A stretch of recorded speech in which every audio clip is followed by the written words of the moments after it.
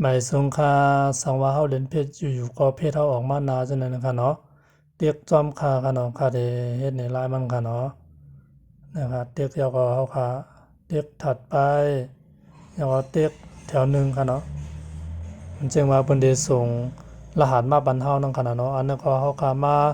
จัดด้วยหมายพวกเฮาแม่นอยู่5นั่นน่ะเนาะเพราะว่าแม่นอยู่นั่นก็เฮาก็รับมันจึงว่ารับรหัสตั้งเบอร์โทรนะคะเนาะเพราะว่าเฮาเตียกรับรหัสแล้วก็ เขาก็มันก็ได้เพิ่นก็ได้ส่งรหัสมาบ้านเฮาดังเบอร์โทรนะครับเนาะเพิ่นได้ส่งรหัสมาบ้านเฮาดังหมายพวงค่ะเนาะนะครับเพราะว่าเฮาเต็กยาวนั่นก็เพิ่นได้ส่งรหัสมาที่เบอร์โทรนั่นค่ะเนาะกำในพอเพิ่นส่งมายาวนั่นก็เฮาคามาเต็กใส่ที่อันเป็นที่นี่ค่ะเนาะเพราะว่าเพิ่นส่งมายาวนั่นก็เต็กเขาได้ช่องว่างนั่นค่ะเนาะ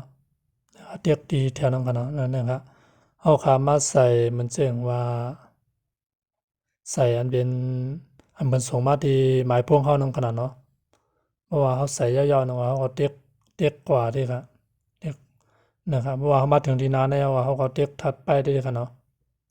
นะครับเต็กถัดไปอันนั้นมันได้นี่ไว้ว่าแม่นอยู่5นั่นน่ะเนาะเฮาก็ว่าแม่นเนาะอันนั้นก็เฮาได้ลบอยู่5ได้ลบ3อันได้อยู่ว่าเฮาก็ว่ามันลบนั่นน่ะเต็กแถวลงใต้ค่ะเนาะเต็กแถวลงใต้ค่ะเพราะว่าเฮาเต็กยาวนั่นก็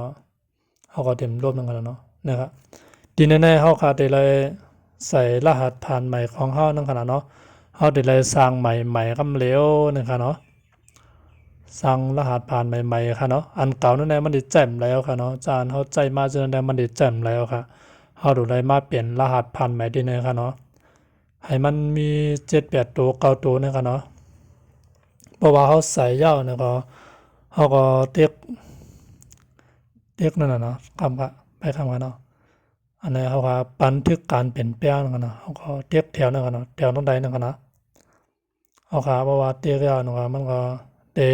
เพราะว่ามันไล่นั่นก็มันได้ไล่นั่นเพราะว่ามันไล่นั่นก็มันได้ออกมาสีเหลืองซะนั่นกันเนาะเพราะว่ามันออกมาสีเหลืองซะนั่นมันแจ้งว่ามันก็รหัสอันนั้นมันได้แจ่มไล่นั่นกันนะเนาะเพราะว่าได้แจ่มไล่นั่นก็เขาก็ขึ้นมาลายแทงอันหนึงนั่นกันนะในมาลายเมลมันกันเนาะลายเมลมันก็ลายเมลมันก็กำกันนะ นะครับลายเมียวเหมือนจังว่าบางคำก็เขาลืมใส่ตัวใหญ่5นั่นน่ะเอาซ้ำนะครับแล้วก็กำไรเขาเนาะบ่ว่ากำไรก็หลวงลายแทงนะครับเนาะนะครับเรียกกำไรเพราะว่ามันออกมาสีเหลืองแล้วมันเต็มไรเขาเนาะบ่ว่ากำไรเนี่ยเขาก็มาลายแทงเมลหนึ่งนะครับเนาะลายได้ทีครับเขาเก็บอันเป็นรหัสผ่านได้เอาที่อันเขา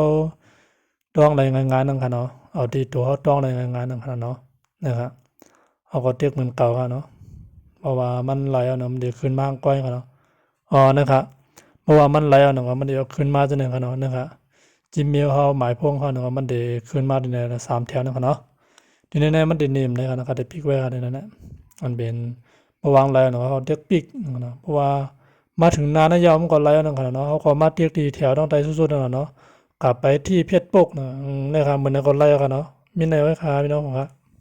อย่าลืมกดไลค์กดแชร์ปันพองค่ะเนาะไม่สงค่า